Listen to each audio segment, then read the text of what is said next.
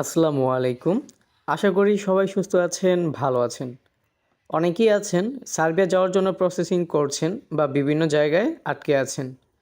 তো আজকের ভিডিওটি সবার জন্য অতি গুরুত্বপূর্ণ এবং ইনফরমেটিভ হবে। আজকের ভিডিওতে আলোচনা করব সার্বিয়া গেলে 6টি সুবিধা। জি ভাই, সার্বিয়াতে গেলে আপনি 6টি সুবিধা ভোগ করতে পারবেন। তো কথা না বাড়িয়ে মূল ভিডিওতে আসা যাক। আর আপনারা যারা আমার চ্যানেলে নতুন তারা সাবস্ক্রাইব করে পাশে থাকবেন, যেন আমার সার্ভে নিয়ে করা সকল আপডেট তথ্য আপনারা সবার আগে পেতে পারেন। আর যারা করেছেন তাদেরকে অসংখ্য ধন্যবাদ।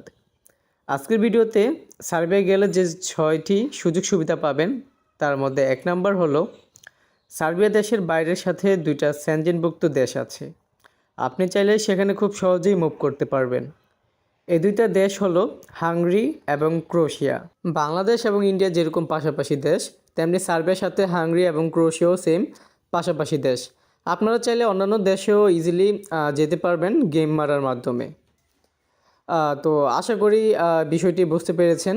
আর 2 নাম্বার যে সুবিধাটি হলো, এখন আপনি যদি খেয়াল করেন, এখন বর্তমানে রোমানিয়া যদি বলেন 12 থেকে 14 লক্ষ টাকা লাগছে রোমানিয়া যেতে।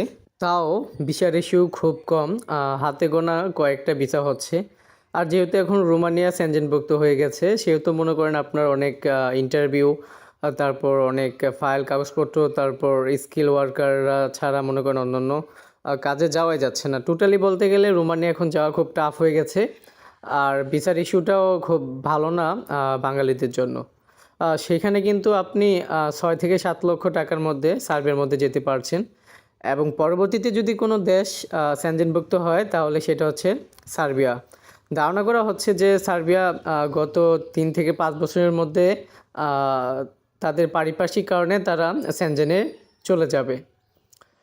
3 নম্বর যে সুবিধাটি হলো, আপনি যদি স্কিল ওয়ার্কার হন তাহলে আপনার পাশাপাশি যে কটা দেশ আছে, ধরেন রোমানিয়া, কসোভো, এই দেশগুলোর তুলনায় আপনার সার্বিয়াতে কিন্তু বেতনটা বেশি হয়, বিশেষ করে কনস্ট্রাকশন কাজগুলোর মধ্যে।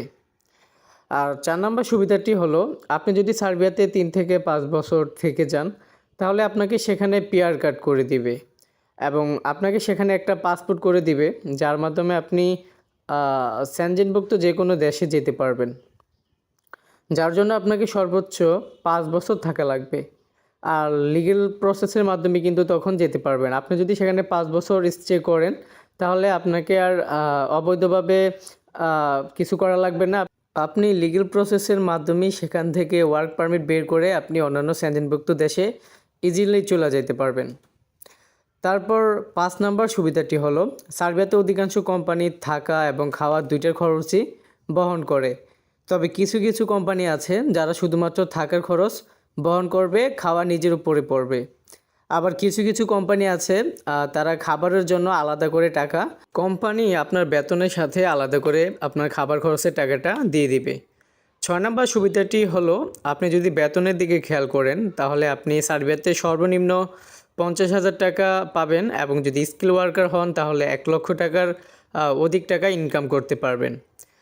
এবং কোম্পানি থেকে কিন্তু আপনাকে খুব সহজেই প্রথম 3 মাসের মধ্যেই আপনাকে টিআরসি কার্ডটা করে দিবে। 7 নম্বর সুবিধাটি হলো, কোম্পানি আপনাকে বিভিন্ন সুযোগ সুবিধা দিবে। অধিকাংশই কোম্পানি আপনাকে এরকম সুযোগ সুবিধা দিয়ে থাকবে এবং এরকম ফ্যাসিলিটি দিয়ে থাকবে।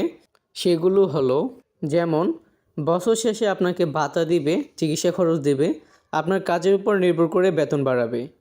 তো সব মিলিয়ে বলা যায় সার্বিয়াগামী ভাইদের জন্য সার্বিয়া স্বপ্ন পূরণের একটি মাধ্যম। যারা প্রসেসিং করছেন বা আটকে আছেন সবাই ধৈর্য নিয়ে থাকেন, ইনশাল্লাহ সবার মনের আশাই পূরণ হবে।